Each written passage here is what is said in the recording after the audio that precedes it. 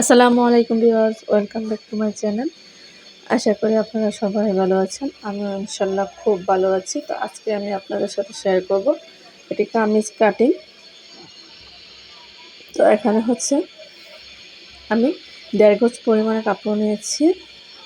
তো এটা লম্বা হবে 44 ইঞ্চি পরিমাণ, 42, 44। তো এখানে আমি মেজারমেন্ট আপনাদের লম্বা করে দেখিয়ে দিচ্ছি। তো এখানে আমি কাপড়টাকে 4 ভাঁজ করে নিয়েছি। এখন আমি শোল্ডারের জন্য 7 ইঞ্চি পরিমাণ নিয়েছি, আর আমি আর্ম হোলের জন্য 7 ইঞ্চি পরিমাণে নিয়েছি। তো এখন আমি একটা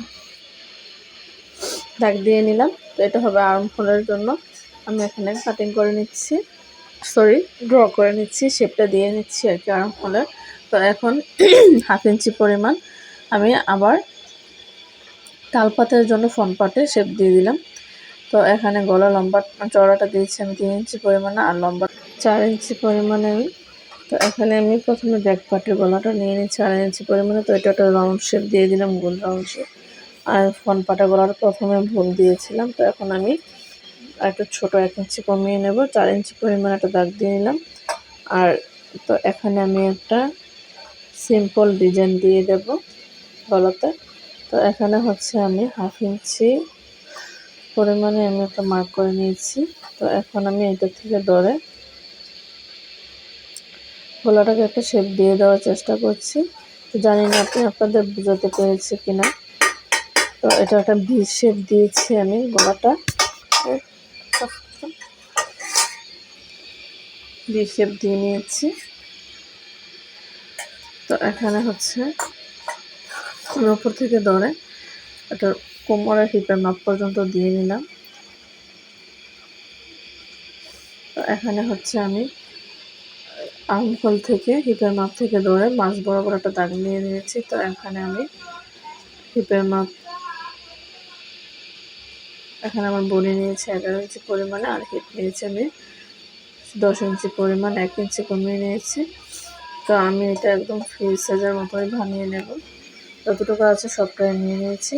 নিচের আমি যে গেয়ারটা আছে আমি পুরোটা গেয়ার নিয়েছি, নিচের যে গেয়ারটা আছে পুরোটা গেয়ার আমি নিয়ে নিয়েছি।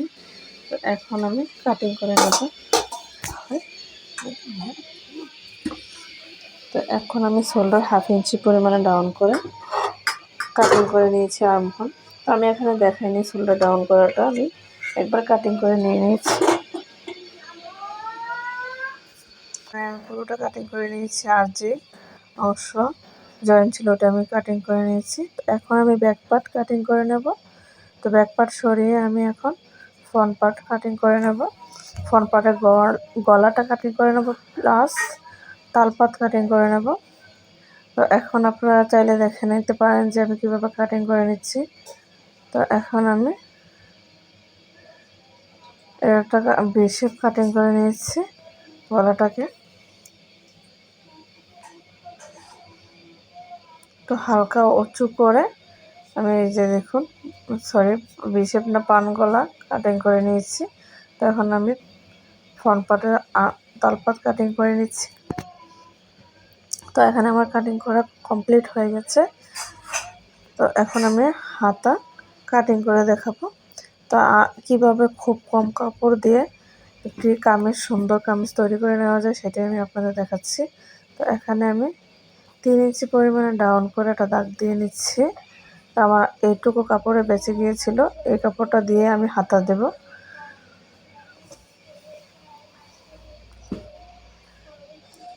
তো এখান থেকে ধরে আমি হাতার শেপটা দিয়ে দেওয়ার চেষ্টা করছি। তো আমি একবার মেপে দেখে নিচ্ছি যে কতটুকু আমার মেজারমেন্ট ঠিক আছে কিনা। তো এই হাতাটাও কিন্তু জয়েন করা নেই, আমি সেলাই করে নিতে হবে। তো এটাকে আমি লুজ হাতায় রাখবো এখানে, সেজন্য আমি 8 ইঞ্চিতে একটা মার্ক করে নিচ্ছি। তো এখানে সেলাই প্লাস মোহরের মাপসহ আমি একদম নিয়ে নিয়েছি।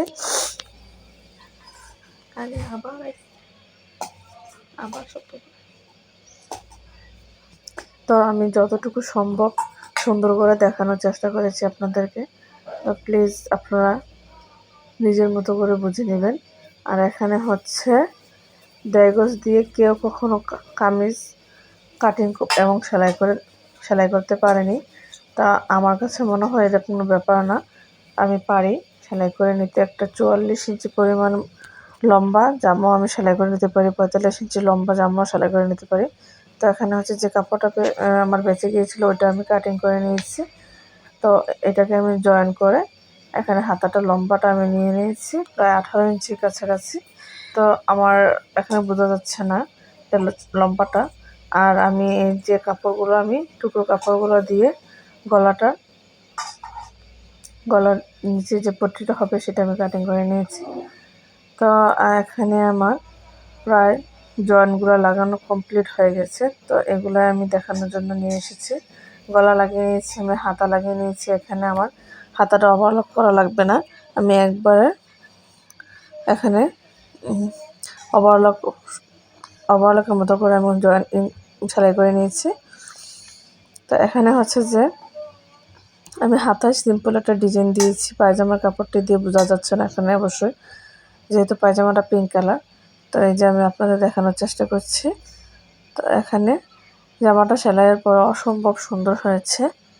আর এখানে হচ্ছে যে আমি নিচের অংশটুকু আমি সেলাই করে নিই। তো এই যে আমি সাইডগুলোতে পাইপিং ইউজ করব, তো সেজন্য আমি এখানে 2.5 ইঞ্চি পরিমাণে চওড়া কাপড় নিয়ে নিয়েছি।